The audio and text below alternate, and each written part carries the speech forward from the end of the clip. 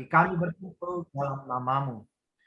Kami percaya firman-Mu mengatakan 2-3 orang berkumpul, maka Engkau hadir. Maka malam hari ini kehadiran-Mu Tuhan kiranya memimpin kami pada seluruh kebenaran-Mu. Kiranya kami lebih mengerti lagi untuk bisa menjadi anak-anak-Mu Tuhan. Kiranya persiapkan hati kami yang mendengarkan, agar hati kami menjadi tanah yang subur bagi benih firman-Mu bertumbuh dan berbuah banyak. Berkati hamba-Mu ini, kuasai-Mu bibir hamba, pikiran perasaan hamba, agar hanya memperkatakan firman-Mu. Terima kasih Tuhan. Semua yang siap untuk mendengarkan firman Tuhan pada malam hari ini, kita berkata dalam nama Tuhan Yesus. Haleluya. Amin. Oke, malam hari ini saya juga sangat bersyukur dan berterima kasih bahwa untuk kesempatan yang diberikan, khususnya Pak Hari sebagai koordinator. Ya, hari ini saya membawakan tema tentang anak terang palsu. Nah, karena apa? Karena saya memang belakangan ini suka bertemu di grup-grup rohani yang banyak hal yang anak-anak Tuhan yang ngakunya sebagai anak-anak Allah, tapi perbuatannya berlawanan. Ya, saya yakin di sini tidak ada, karena tadi Pak Makmur bilang di sini laskar Kristus semua.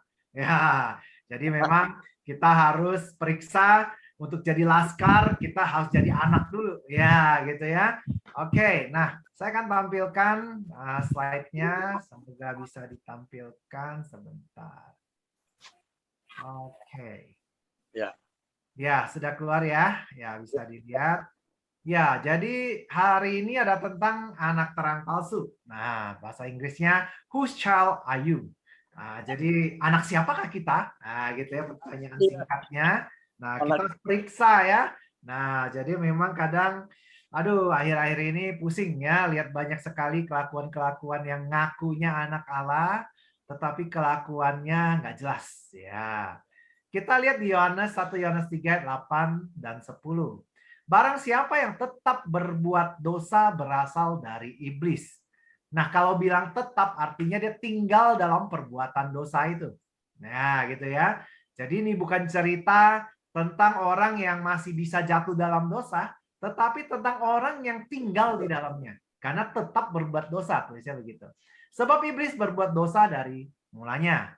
Untuk inilah anak Allah menyatakan dirinya, yaitu supaya ia membinasakan perbuatan-perbuatan iblis itu.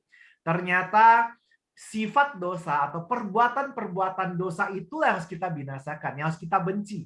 Ya, jangan benci orangnya, ya. Kita benci perbuatan dosanya. Nah, inilah tanda-tanda anak Allah dan anak-anak iblis. Nah, ini ada perbedaan. Setiap orang yang tidak berbuat kebenaran tidak berasal dari Allah. Demikian juga barang siapa yang tidak mengasihi saudaranya. Ternyata dalam hal mengasihi itu Tuhan menganggapnya setara dengan kebenaran. Nah, jadi kalau belum bisa mengasihi berarti belum benar. Wah, jadi sangat simpel. Ayat-ayat firman Tuhan tuh tidak perlu tafsiran-tafsiran yang susah. Nah, Tuhan mengajarkan bahasa-bahasa yang memang sangat mudah dimengerti manusia. Nah, jadi nggak perlu lagi kita cek lagi nih bahasa aslinya apa gitu ya. Ini jelas sekali, intinya adalah kita harus mengasihi, baru tandanya kita adalah anak Allah dan orang-orang yang berbuat kebenaran. Nah, masalahnya apakah kita sudah melakukan itu atau tidak. Di sini ada dua, yang tadi tetap berbuat dosa, yang satu lagi tidak berbuat kebenaran. Salah satu kebenaran yang harus dilakukan adalah mengasihi. Nah, ini yang akan kita cek pada malam hari ini. Apakah kita sudah melakukan hal-hal ini? Nah, masih banyak anak-anak Allah atau disebut pengikut Kristus yang ngaku Allah, tapi mereka masih suka berkompromi dengan perbuatan dosa. Nah, perbuatan dosa apa nih? Nah, kadang komprominya caranya bilang sekali-sekali nggak apa-apa, ya. Sekali-sekali berbohong nggak apa-apa, ya. Jadi saya sangat menanamkan pada diri saya bahwa apapun dosanya ujungnya maut. Berapa besar dosa yang dilakukan, berapa sering yang dilakukan, ujungnya pasti maut. Nah, jadi saya tidak ada yang namanya kompromi. Nah, tapi bisa nggak jatuh dalam dosa, Pastor? Bisa. Tetapi kalau orang yang hidupnya dalam Tuhan, dia pasti taat pada semua firman Tuhan, di mana salah satunya adalah Ketika jatuh langsung datang pada Tuhan, minta ampun dengan Tuhan. Ketika salah dengan orang lain, langsung datang ke orangnya minta maaf. Nah, itu yang menjalankan firman Tuhan. Nah, jadi jangan sekali-sekali kita menanamkan kompromi yang artinya begini. Sudah ditanamkan dulu dari awal bahwa kalau sekali-sekali tidak apa-apa. Nah, kalau di awal kita sudah setujui itu, maka kita tidak akan berubah. Karena sudah ditanamkan dari awal, nggak apa-apa. Nah, tetapi kalau di awal kita tanamkan bahwa dosa apapun adalah dosa, itu bukan hanya suatu masalah, tetapi benar-benar dosa yang ujungnya maut, maka kita akan jaga banget. Walaupun nanti ada waktunya kita jatuh, karena masih punya kedagingan. Ya, jadi intinya adalah bagaimana kita men-set standar di pikiran kita dulu. Dosa itu boleh apa enggak? Tidak boleh. Nah, itu ditanamkan dulu. Nah, kemudian ada juga yang kompromi tentang nggak apa-apa kau berbuat dosa itu untuk kebaikan. Nah, alasan kebaikan misalnya untuk misalnya berbohong pada anak deh. Nah, gitu ya, saya di rumah ada anak dan saya belajar bahwa anak di bawah umur 7 tahun itu apapun yang dia lihat, dia pasti meneladani. Nah, dia tidak tahu cara berpikir seperti orang dewasa bisa menentukan pilihan, dia hanya lihat dan tiru. Nah, gitu ya. Anak kecil susah sekali turut pada perintah, tetapi gampang sekali meniru. Nah, kalau kita menggunakan alasan kebaikan untuk berbohong, maka dia akan nangkepnya adalah, oh, untuk tujuan apapun boleh berbohong. Karena waktu itu dia nggak tahu juga ini untuk kebaikan kah, untuk yang kejahatan kah, dia nggak bisa bedain. Dia hanya melihat perbuatannya toh. Nah, apa perbuatan dilihatnya? Oh, berbohong. Oh, berarti berbohong boleh. Nah, gitu ya. Jadi hati-hati untuk alasan kebaikan. Tuhan bilang dia adalah jalan kebenaran dan hidup, bukan jalan kebaikan dan hidup. Banyak orang di dunia ini bahkan juga kompromi dengan alasan kebaikan, misalnya hak asasi manusia. Nah, alasan hak asasi manusia itu hal yang baik. Tetapi menyetujui LGBT, bahkan menyetujui pernikahan LGBT, itu benar-benar adalah bukan kebenaran. Nah, kita harus pastikan tidak semua kebaikan adalah kebenaran, tetapi semua kebenaran pasti baik.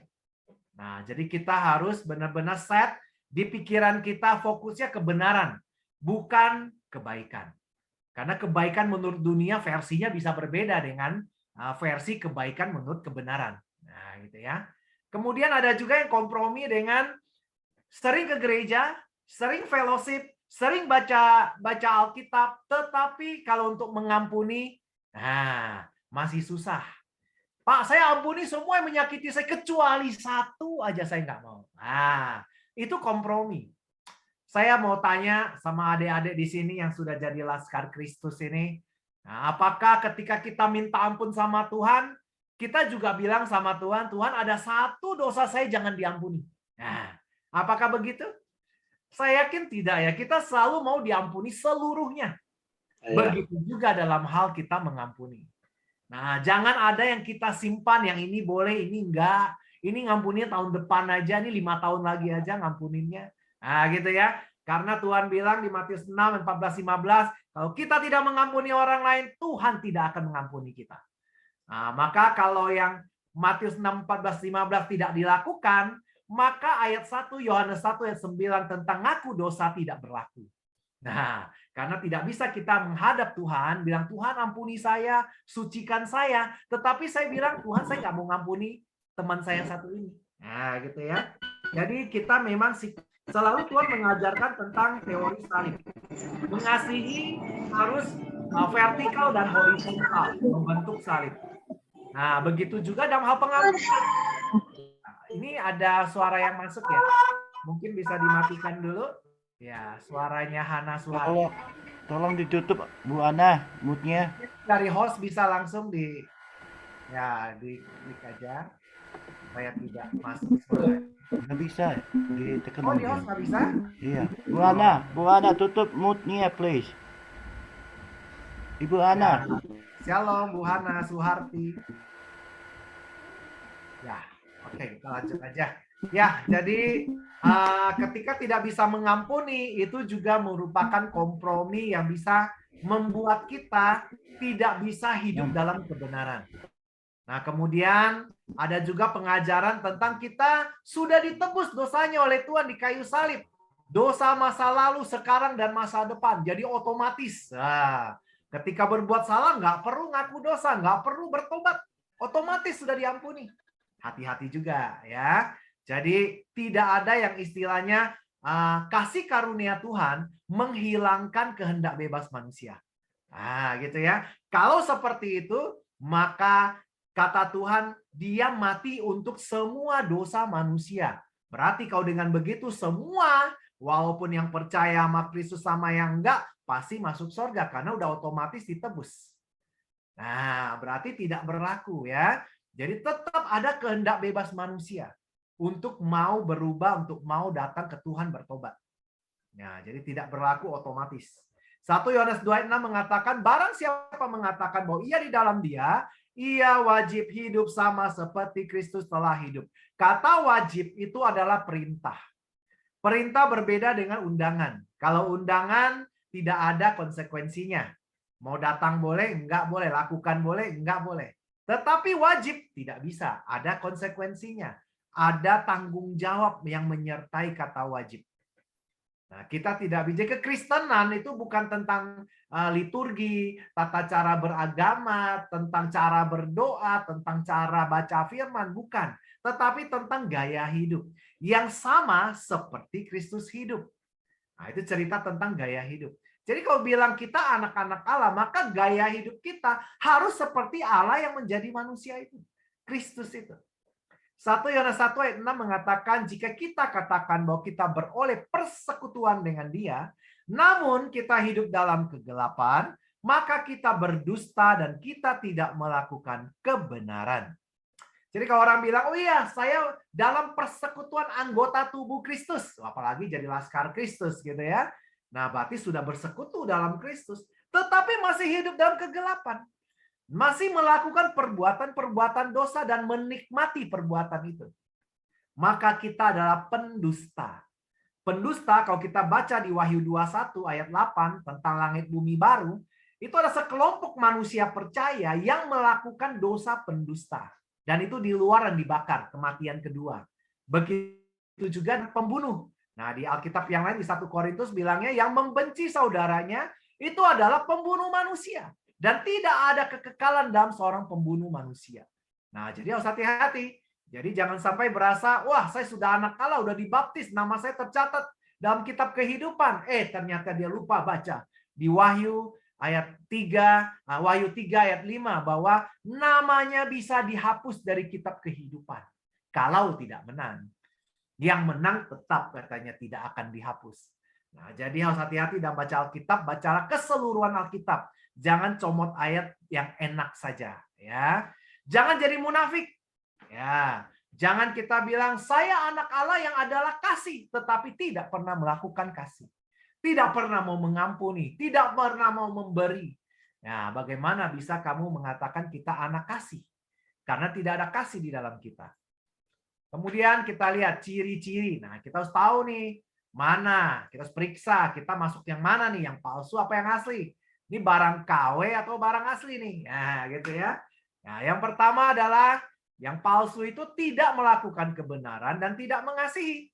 Nah, tadi sudah ditulis bahwa 1 Yohanes 3:10 tanda anak Allah dan anak iblis. Nah, langsung dibedakan. Setiap orang yang tidak berbuat kebenaran tidak berasal dari Allah. Demikian juga barang siapa tidak mengasihi saudaranya. Jadi ada cirinya. Dia nggak bisa mengasihi. Dia hanya mengasihi dirinya sendiri.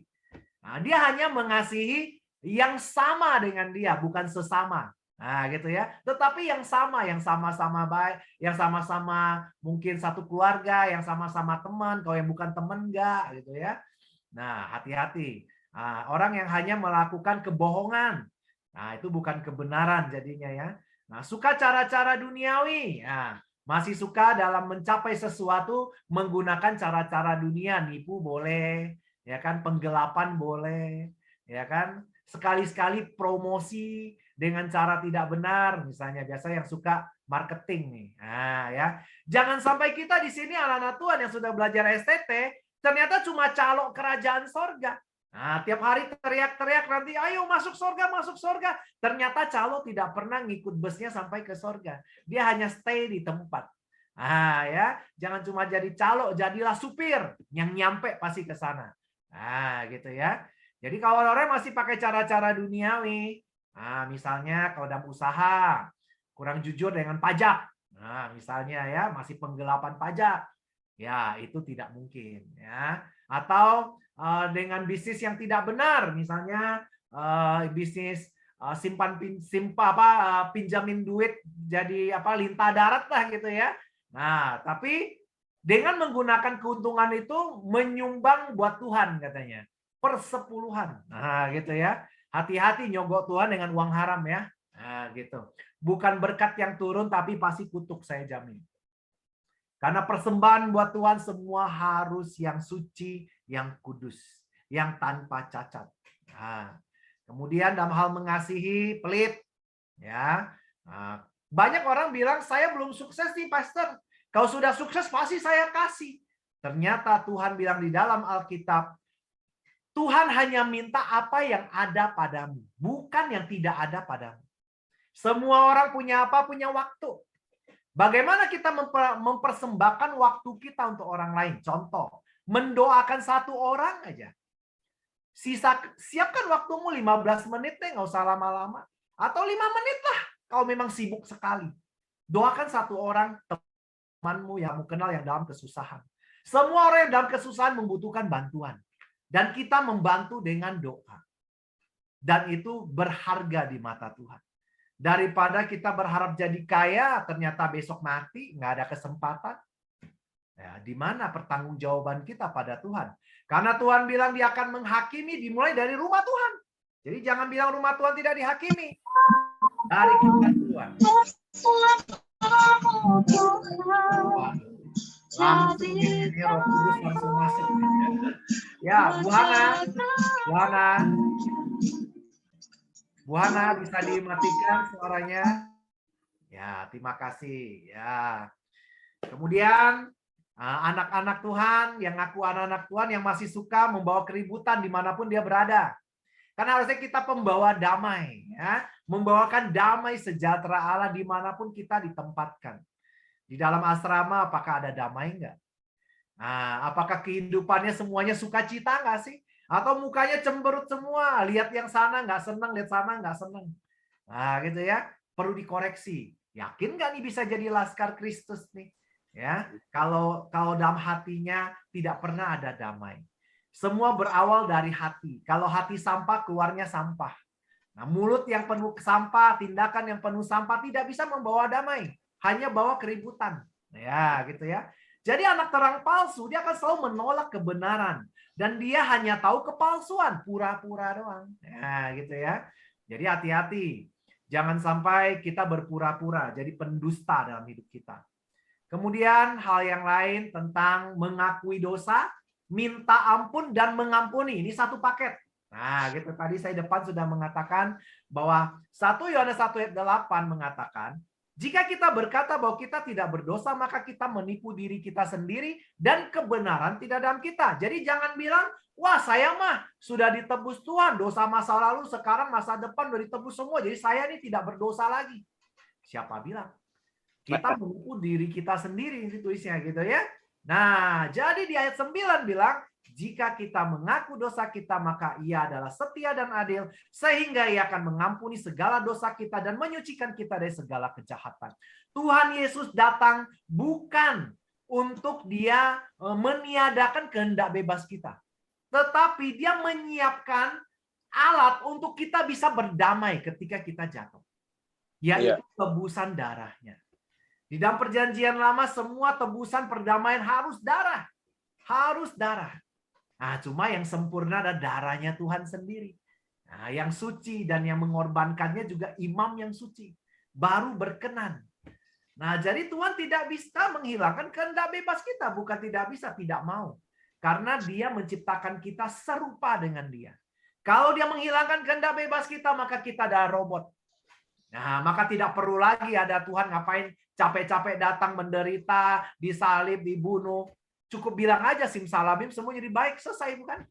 Nah, gitu. Jadi bukan itu. Tuhan menciptakan kita segambar serupa dalam hal salah satunya kehendak bebas.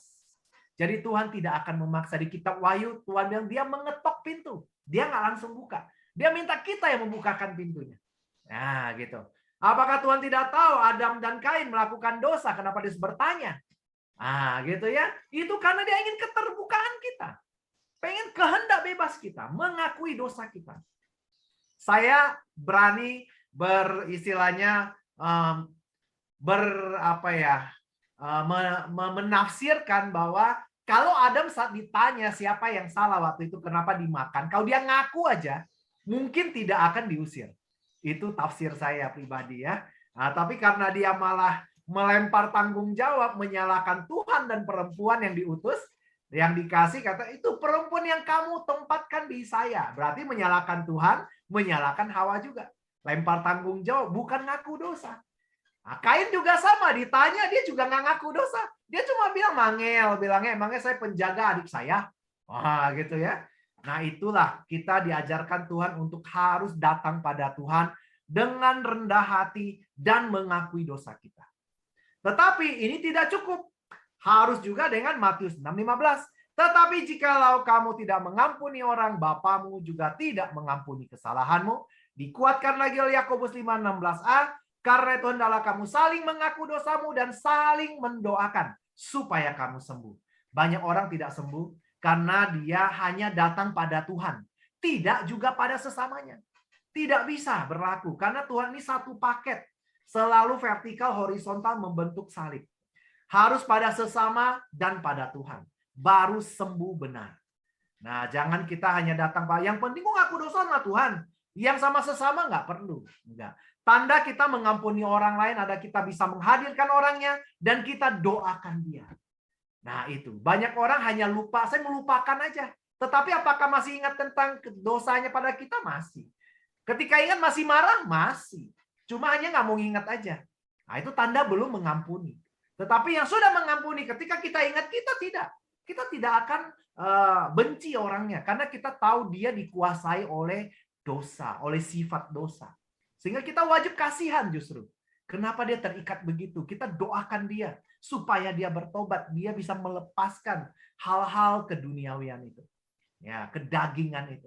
Makanya tidak mau minta ampun dan tidak mau mengampuni adalah bentuk kesombongan. Nah, itu yang dilakukan oleh anak terang palsu. Karena hanya orang sombong yang merasa dia sudah benar. Dia tidak perlu lagi minta ampun, dia tidak perlu lagi diampuni. Nah, itulah salah satu yang dialami oleh Lucifer sendiri. Dosa yang paling susah yaitu kesombongan. Itu juga dicobakan pada Yesus. Iblis tahu Yesus itu Tuhan, tapi dalam bentuk manusia. Maka dia mencobakan 3 pencobaan yang paling berat, disusah ditolak oleh manusia. Bahkan oleh setan sendiri dia gagal. Maka dicobakan itu. Jadi kita hati-hati bagi calon-calon hamba-hamba Tuhan di sini. 3 cobaan yang dicobakan pada Yesus pasti akan dicobakan pada kita. Nah gitu. Dan harus menang. Jangan kita jatuh. Ya. Kemudian kita lihat yang ketiga adalah ketidaktaatan pada semua firman Allah. Banyak anak-anak Allah yang ngaku anak-anak terang hanya milih-milih firman, tidak semua. Ya, 1 Yohanes 5:2-nya tandanya bahwa kita mengasihi anak-anak Allah, yaitu apabila kita mengasihi Allah serta melakukan perintah-perintahnya. Tanpa mengasihi semua perintah, karena itu perintah-perintah berarti banyak jamak, bukan satu perintah, tapi semua perintah. Dan di Yohanes 3:36 ini ayat yang saya suka pakai untuk menerangkan tentang keselamatan. Nah, yaitu barang siapa percaya pada anak, dia akan peroleh hidup kekal. Tetapi barang siapa tidak taat pada anak, maka dia tidak akan melihat hidup, melainkan murka Allah tetap atasnya. Jadi percaya itu taat. Tidak bisa percaya tapi tidak taat. Tidak bisa. Nah, jadi kita harus benar-benar jadi anak terang tuh anak yang taat pada semua perintah Allah. Apa perintah Allah? Tuhan sudah bilang, Yesus sendiri mengajarkan inti dari semua ajaran para nabi dan kitab Taurat adalah mengasihi Tuhan Allahmu segenap hati, segenap kekuatan, segenap jiwamu, dan juga kasihi sesamamu manusia seperti dirimu sendiri. Itu inti ajaran Tuhan. Kasih. Nah, kasih yang utama. Kita boleh melakukan yang penting, tetapi yang utama jangan ditinggalkan. Nah, gitu ya. Iman, pengharapan, kasih. Iman dan pengharapan penting, tetapi bukan yang utama. Yang utama kasih, karena kasih itu Allah sendiri. Nah, gitu. Jangan sampai kita beriman, tetapi tidak berdasarkan kasih. Nah, utama itu harus menjadi fondasinya. Apapun yang kita lakukan di atas fondasi itu pasti benar. Kalau fondasinya yang utama, yaitu kasih. Nah, iman tanpa kasih akan dibilang enyahlah kau pembuat kejahatan. Tetapi kalau iman yang dasarnya kasih, maka engkau dikenal Tuhan. Jadi Tuhan tidak butuh kehebatanmu, tidak butuh statusmu, tidak butuh gelarmu. Dia hanya butuh ketaatanmu. Tanpa ketaatan tidak akan keselamatanmu sempurna. Kita perlu mencapai kesempurnaan seperti Allah kita adalah sempurna. Makanya ketaatan yang dipentingkan. Abraham karena ketaatannya dianggap bapak orang beriman. Itu karena iman taatnya. Bukan cuma iman karena percaya dalam hati mengaku mulutnya, oh Tuhan kamu Tuhan. Tetapi enggak. Dia waktu itu enggak ada hukum Tauratnya. Dia hanya dengar perintah Tuhan, pergilah ke satu tanah yang dijanjikan, itu pun enggak tahu di mana. Jalan aja.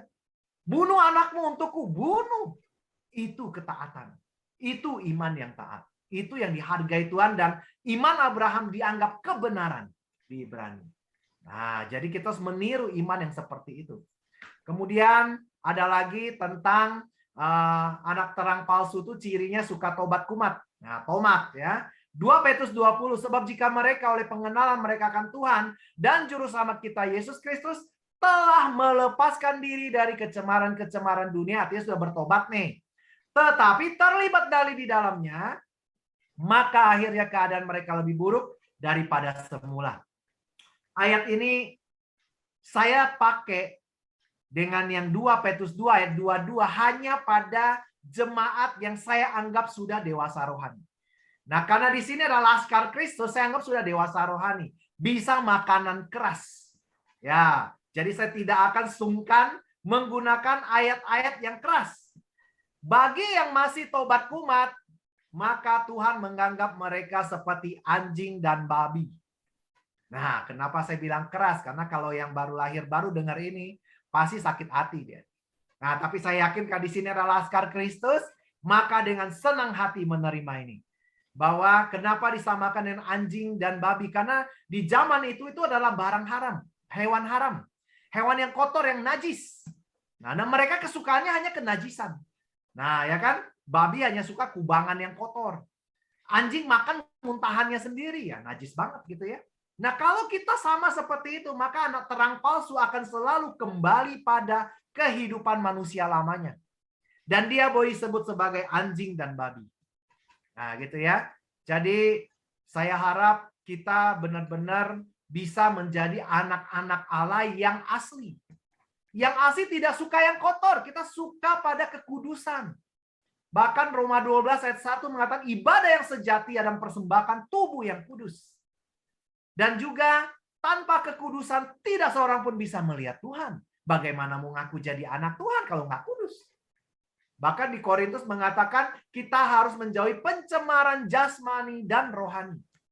Jadi sebanyak ayat-ayat yang lengkap mengatakan bahwa hidup anak terang yang asli selalu mencari kekudusan. Selalu mencari jalan yang benar. Nah, kalau yang palsu yang sebaliknya. Gitu ya. Jadi jelas bahwa beda sekali kalau anak yang kudus, anak terang yang palsu dengan yang benar jauh sekali, bumi dan langit gitu ya. Jadi kita jangan sampai ada kompromi. Sekali-sekali balik nggak apa-apa, sekali-sekali berzina nggak apa-apa, nggak ada dalam hidup orang yang mengaku sebagai anak terang yang asli. Kalau yang palsu, walau bukan sekali-sekali. Ya udahlah, ada sekali, ada 2 kali ada 5 kali, ada 10 kali, dan selamanya. Nah gitu ya. Jadi hati-hati bahwa kasih karunia Tuhan, panjang sabarnya Tuhan adalah untuk menuntun kita pada pertobatan. Bukan pada izin untuk melakukan dosa. Nah banyak orang bilang license to sin. Ya. Nah kalau yang 007 gitu kan, James Bond kan license to kill. Nah, ini banyak orang mengartikan tuh kalau yang sudah terima kasih karunia Tuhan, keselamatan yang pasti selamat, itu berarti license to sin. Kita boleh melakukan dosa tetap selamat. Nah, gitu ya. Berbahaya sekali ya. Kemudian saya hanya mau jelaskan bahwa kalau kita sudah mengaku gitu ya, mengaku menjadi anak Allah, ya, anak-anak Tuhan yang asli bukan KW, maka harusnya kita suka pada firman. Ya, jangan sampai kita nggak suka firman. Saya pernah masuk dalam satu grup yang di dalamnya semua pendeta. Dan di grup pendeta itu ada satu pendeta bilang, tolong di sini jangan posting firman ya. Kita di sini semua pendeta, semua sudah tahu firman. Wow, luar biasa. Bagi saya sampai mati, saya masih tetap mau belajar tentang firman Tuhan. Karena saya tidak bisa hidup tanpanya. Setiap kali saya baca Alkitab, saya sudah 3 kali khatam baca bolak-balik. Tetapi tiap kali balik ke pasal yang sama, saya dapat yang baru. Itu firman. Itu firman yang hidup. Bukan firman yang mati. Dan dia bisa menyesuaikan dengan kebutuhan kita saat itu. Itu firman. Alami firman itu sehingga kamu punya iman yang mengalami. Bukan firman yang katanya. Kalau orang yang punya firman katanya, oh katanya sih firman kita dipelihara Tuhan, nggak usah khawatir. Tetapi khawatir nggak? Iya. Nah, berarti bukan firman yang mengalami, bukan iman yang mengalami firman, tetapi iman yang katanya firman. Nah, gitu ya. Nah, itu bagi anak yang terang palsu yang masih khawatir soal kebutuhan duniawinya. Karena di Alkitab mengatakan itu hanya berlaku untuk bangsa-bangsa yang tidak mengenal Tuhan. Yang baru khawatir soal kebutuhan hidupnya. Saya yakin percaya semua pengurus di STT ini adalah orang-orang yang mengalami firman. Yang tahu kebutuhan pokok di sana pasti dicukupkan Tuhan. Nah, gitu ya. Karena punya iman. Amin. Kemudian juga orang yang masih tidak suka memberi. Jangan ngaku-ngaku jadi anak Tuhan. Kau masih pelit. Yang masih bilang saya belum kaya, jadi saya belum bisa memberi. Ingatlah, kita sudah diberi Tuhan satu hal yang bebas kita pakai. Yaitu waktu. Itu milik kita waktu itu. Kita pakai buat apa? Mendoakan orang kah? Buat memperhatikan seseorang untuk mempertobatkannya kah? Menolongnya kah? Atau apapun. Yang kita punya, Tuhan sudah kasih talenta. Tidak ada anak Tuhan yang tidak diberi talenta. Lewat talenta itulah kita bisa berkarya. Gitu ya. Dan Tuhan akan menambah-nambahkan ketika kita mulai mengerjakan. Kalau kita tidak mengerjakan, buat apa ditambah? Percuma. Cuma diumpetin katanya, cuma seperti hamba yang tanam di dalam tanah talentanya.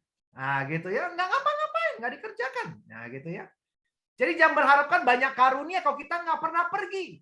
Tuhan bilang, pergilah. Ya kan, ajarlah, baptislah. Kalau kita nggak pernah pergi, hanya diam di rumah, buat apa dikasih karunia banyak-banyak? Tuhan memberikan karunia pada saat kita membutuhkannya dalam ketika kita pergi menginjil. Saya lagi menginjil, saya butuh kuasa Tuhan untuk penyembuhan. Tuhan tambahkan karunia itu. Nah gitu. Jadi karunia akan ditambah-tambahkan terus ketika kita berkarya untuk Tuhan. Ya. Nah kemudian juga di sini ditulisnya kalau masih tidak bisa mengendalikan amarah. Penguasaan diri adalah salah satu buah roh. Anak-anak Allah hanya orang yang dipimpin oleh roh. Ketika dipimpin oleh roh, dia berbuah roh. Salah satunya penguasaan diri.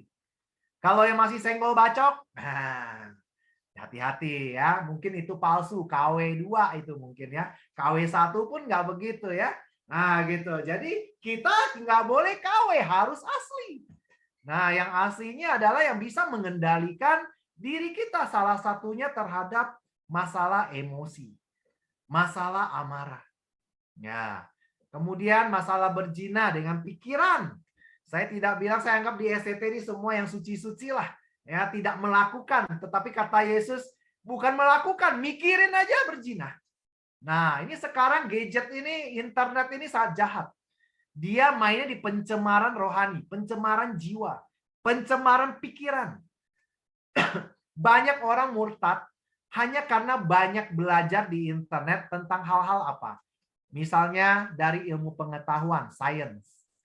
Banyak sekarang sains berusaha menjawab semua yang bisa dilakukan Tuhan. Sehingga mereka bilang, oh ini bukan Tuhan karena bisa dijawab oleh sains. Nah gitu. Makanya kenapa ya Tuhan melarang Adam dan Hawa makan buah pengetahuan. Bukan buah yang lain. Buah pengetahuan. Kalau dimakan ketika dia banyak tahu, dia bisa seakan menjadi Tuhan. Nah, tidak perlu lagi kekuatan Tuhan karena udah tahu. Sekarang zaman orang bisa cloning. Nah, gitu ya. Wah, saya bisa bikin domba yang baru sama persis tanpa karya Tuhan. Tapi masalahnya penciptaan oleh manusia itu beda dengan penciptaan oleh Tuhan. Tuhan menciptakan dari yang nggak ada jadi ada. Manusia menciptakan dari yang sudah ada menjadi yang baru. Berbeda. Bukan dari yang tidak ada. Tapi bahannya sudah ada. Nah, bahannya ada dari mana? Tuhan. Ya, gitu ya. Jadi kita jangan sampai jadi orang yang mengandalkan pengetahuan. Pengetahuan penting nggak? Penting. Tapi bukan yang utama. Nah, gitu ya. Tuhanlah yang utama. Nah, kemudian tentang berhala. Saya nggak tahu di sini Laskar-Laskar Kristus ini masih ada nggak yang pakai sukanya zodiak. Wah, hari ini hari yang nggak baik nih. Jangan menginjil deh. Nah, gitu ya. Atau pakai feng shui ya. Waduh, bahaya itu ya. Nah, apapun yang kita utamakan lebih daripada Tuhan itu berhala. Nah, bisa kerjaan, bahkan bisa dalam hal misalnya hobi. Nah, kan? Demi hobi nonton bola misalnya udah jamnya doa nggak usah. Nah, gitu ya. Apapun yang kita menjadikan Tuhan nomor 2 itulah berhala. Karena yang nomor 1 hanya Tuhan. Nah, dan hal-hal yang lain. Jadi saya mau katakan, saya suka power statement ini mengatakan bahwa menjadi manusia adalah masalah kelahiran. Tetapi menjadi anak-anak Tuhan adalah masalah keputusan. Masalah pilihan. Semua orang pasti, yang namanya orang ya pasti dilahirkan jadi manusia. Nah gitu ya. Tetapi apakah semua nanti menjadi anak-anak Allah? Belum tentu. Itu masalah pilihannya nanti. Bagaimana dengan kehendak bebasnya dan memilih untuk percaya pada Kristus dan taat pada semua ajarannya Kristus. Nah, itu yang menentukan dia anak Allah apa bukan. Nah, oleh sebab itu kita juga harus tahu bahwa yang namanya tadi kata wajib hidup seperti Kristus hidup itu artinya ada konsekuensinya. Nah, inilah konsekuensinya, hukuman bagi anak terang palsu. Matius 7:23 pada waktu itu akan berterus terang pada mereka, aku tidak pernah mengenal kamu. Enyahlah daripada aku kalian semua pembuat kejahatan. Ini terjadi karena ayat 21 tentang orang yang berseru-seru pada Tuhan. Artinya yang percaya pada Tuhan. Yang sudah mengerti Alkitab. Yang selalu memohonnya pada Tuhan. Yang ayat 22 yang bahkan melakukan mujizat, nubuatan. Artinya sudah punya buah roh. Sudah punya karunia Roh Kudus. Tetapi dia tidak menggunakan itu dengan motivasi yang benar. Nah, banyak orang sekarang yang punya mujizat, punya nubuatan, tapi cari keuntungan sendiri, nyari duit. Nah, ya, kalau suruh ngobatin yang miskin-miskin nggak ada waktu. Kalau yang bos-bos sakit perut aja datang dia ya, banyak waktunya. Nah, gitu ya. Jadi harus hati-hati ya, jangan sampai, terutama saya selalu mengingatkan, firman tuh bermata dua. Setiap kali saya ngomong itu juga buat saya, tajam. Nah, gitu ya. Terutama saya yang sudah ngaku hamba Tuhan. Nah, gitu ya. Ayat ini buat saya. Nah, jangan sampai saya sudah korbankan semua, saya tinggalkan usaha saya yang lagi bagus, saya tinggalkan. Ternyata sampai waktunya Tuhan tiba manggil saya. Kamu siapa? Saya nggak kenal kamu. Wow. Akan sangat menderita saya. Ya. Nah, makanya saya juga ingatkan di Wahyu 21 ayat 8. Karena ada yang bilang juga di ajaran teologi yang lain bilang, Pak, itu mah buat orang yang nggak percaya, Pak. Kalau yang percaya mah pasti ini cuma masalah tentang upah aja, Pak. Oh ya, saya bilang coba baca Wahyu 21 ayat 8. Nah, di situ tertulis, ini adalah tentang langit bumi baru. Jadi kerajaan 1000 tahun udah lewat. Nah, gitu ya. Udah perhentian terakhir. Nah, yang dijanjikan Allah. Nah, gitu ya. Tapi ada orang-orang yang di luar yang mengalami kematian kedua. Kematian pertama kita meninggalkan tubuh kita. Kematian kedua ini selamanya binasa dibakar. Nah, gitu ya. Siapakah orang-orangnya? Di sini ada ditulis orang-orang tidak percaya, sudah disebutkan dulu. Orang tidak percaya berarti nggak percaya sama Tuhan, ya semua kejahatannya dia lakukan pastinya. Ya kan? Tapi kenapa masih ada lagi disebut? Orang-orang keji, pembunuh, sundal, pendusta, penyembah berhala. Buat apa? Bilang aja orang tidak percaya selesai. Karena semua kan mereka lakukan. Kok masih harus ditulis lagi? Ini berarti orang-orang yang percaya tetapi masih melakukan dosa tertentu. Nah, makanya kita baca Alkitab harus teliti. Kalau sudah ditulis yang orang-orang tidak percaya, berarti udah satu golongan. Di dalamnya juga ada pembunuh, ada pendusta. Tapi kenapa masih ditulis lagi di sini harus ada pembunuh, pendusta? Nah, pembunuh di 1 Korintus mengatakan, di 1 Yohanes mengatakan bahwa orang yang membenci saudaranya ada pembunuh manusia. Nah, ini tergolong satu pembunuh. Pendusta, orang yang mengatakan aku mengasihi Allah tapi membenci saudaranya, maka dia adalah seorang pendusta. Nah, ini juga pendusta ditulis. Jadi ini buat anak-anak Tuhan yang masih khawatir, yang masih banyak ketakutan. Karena dalam kasih tidak ada ketakutan. Kasih itu selalu ada damai sejahtera. Kalau orang yang masih takut, masih khawatir, berarti dia belum percaya. Ah, gitu. Imannya masih iman yang ragu-ragu. Tuhan tidak suka cari iman yang ragu-ragu. Ketika Tuhan datang kedua kali, dia hanya tanya, akankah aku dapatkan iman di bumi? Hanya iman yang percaya. Iman yang tidak khawatir dan tidak bimbang. Pastikan kita termasuk di dalamnya. Kalau anak terang palsu ini tidak berlaku. Pastinya tidak ada. Oke, mungkin ini yang bisa saya sampaikan untuk malam hari ini. Dan saya harap semua saudara-saudara di sini, kita masing-masing koreksi diri, termasuk saya juga akan mengkoreksi diri. Dan saya ingin mendoakan bagi yang mungkin dalam hidupnya masih belum melakukan firman-firman Tuhan, maka hari ini saya ingin mendoakan Anda. Mari kita satukan hati kita berdoa pada Tuhan. Bapa di sorga, terima kasih untuk malam hari ini. Firman-Mu telah hamba-Mu sampaikan. Kiranya Tuhan Kau berikan belas kasihan, berikan pengampunan-Mu Tuhan. Sucikan kami yang mungkin kami masih belum melakukan semua perintah-Mu. Yang masih ingin menikmati kehidupan lama kami Tuhan. Yang masih terikat Tuhan. Hari ini kami dengan rendah hati, dengan memohon belas kasihan, bebaskan kami Tuhan. Kiranya kami bisa hidup sesuai kebenaran. Kiranya bisa mengikuti pimpinan Roh Kudus. Kiranya kami diperbaharui terus-menerus untuk lebih serupa lagi dengan-Mu Tuhan. Karena jangan sampai pada saat-Mu tiba, Engkau tidak mengenal kami Tuhan. Kami sangat butuh Tuhan. Kami sangat butuh untuk Engkau kenal Tuhan sebagai anak-anak-Mu yang taat pada semua perintah-Mu. Terima kasih Tuhan. Dalam nama Tuhan Yesus, kita semua yang percaya, kita katakan amin.